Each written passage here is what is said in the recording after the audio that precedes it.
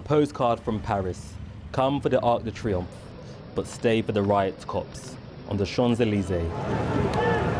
This night in the town ended after dinner with aggression for dessert.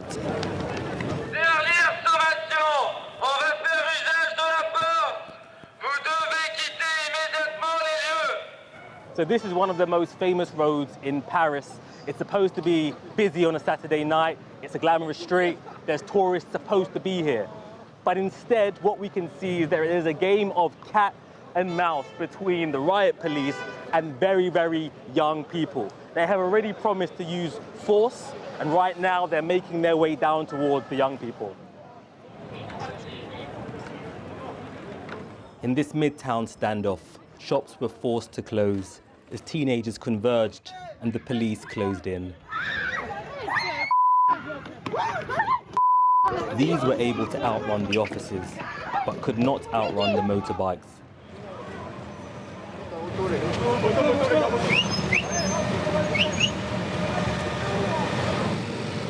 It's hard to know who was here out of protest, boredom, or just curiosity. But there was no doubt why for some. Tous les policiers sont jeunes maintenant, ils n'ont plus l'expérience, ils n'ont plus la capacité de pouvoir se contrôler. Vous voyez ce que je veux dire? C'est très grave. Aujourd'hui, réellement, toute la jeunesse, elle va réagir. This was the night that followed Nahel's burial. The 17-year-old Arab shot dead in Nanterre by a police officer following a traffic stop. The officer has since been charged with homicide and has pled not guilty. But teenagers, the same age as Nahel, believe they have taken justice into their own hands. Il n'y a pas forcément besoin de tout casser, mais on est obligé de faire, on est obligé de les faire comprendre à un moment. Donc je pense que c'est la seule solution là pour l'instant. Voilà. Moi j'ai pas peur, faut dire les choses. On peut me tabasser, c'est pas grave, je vais dire les choses aujourd'hui. Et si je dois casser, je vais casser. Mais force à la police quand même, hein, parce que sinon, je suis noir, on va me taper après, frère. Voilà. This was the largest outbreak in the center of Paris, but it was far muted than anything in the suburbs. Or Marseille, now the hotspot. The police are now taking a tougher line. In Lille, a heavy police presence is questioning anyone passing through. These scenes from Tourcoing are what officers are trying to prevent. And back in the Parisian suburbs, this garden belongs to the city's mayor. Although he was not home, prosecutors say there was an attempt on a life. The gate was rammed and a car set alight, and this was a quiet night. New tactic or not, there is a lack of direction, which these young activists want to see. We are supporting this anti-racist social movement who are coming from the suburbs and the popular area. But we also know that we have to transform the anger and these riots into a political response that the government cannot avoid, cannot ignore. Safia and 19-year-old Sasha are from the suburbs that have been front lines of fury. A guy gets shot, is Arab or black, is a minority, he gets shot, there's protest. The government say that we need order and you need to stop the things, and they don't read the question, and it's the same thing again and again and again. There is a desire to talk about police violence and a history of racism, but can those things happen when the shops are being looted and things are being burned? You need to understand that it's more deep than this. Some people actually did this for their life. You know, my dad was in the protest in 2005.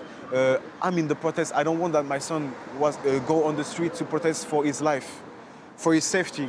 If we are not doing this, who will do it? You think that the white people will go on the street to say, oh, we really need to treat the question of the black men on the street, of the African descendant in France, and all the stuff? They will not.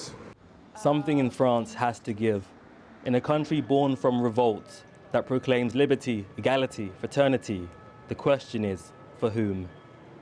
Well, I'm joined now by Melissa Chimam, a French-Algerian journalist who lives on the outskirts of Nanterre. Thank you so much for talking to us today. Now, clearly, this has all been triggered by the tragic shooting dead of one young man. But for many, many people, it's what his death says about their lives that is the issue here. Is that right? Yes, many people are saying it could have been me, it could have been my brother, it could have been my neighbors. And also it happened very many times again for years. And a lot of reports have been trying to warn the French police about the abuse of violence, the fact that police can be armed, and the numbers of North African young people, black people being always the one being harassed. There's a feeling, not only in Nanterre, but in most poor, neglected immigrant neighborhood in the big cities, that people have become a target for a police that treat them as outsider and undesirable. And you may have mentioned that actually the main police union has been calling the youth scum or unwanted pest and the enemy of the people, while on the ground people feel like the war is against them, that the police is constantly attacking them.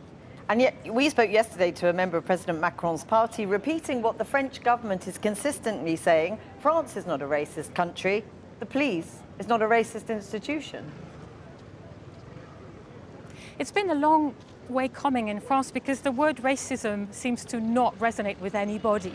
For most French people of not North African or Global South descent, being a racist means it's an insult, it's something that they would never do, while actually being a racist is using discrimination against people for the reason of their origin, and that is something that has been reported by recently the UN. Before that, 3 years ago, a big report from Human Rights Watch that followed the death of George Floyd, and since then many organizations and many journalists on the ground in France, in the US, who've lived here, experts who have actually a real insight into what the population is living when this brutality is just thrown upon them. So it's a major problem because the government has decided to use more police, more violence, more stigmatization, and we fear that it's actually putting only fuel to the fire.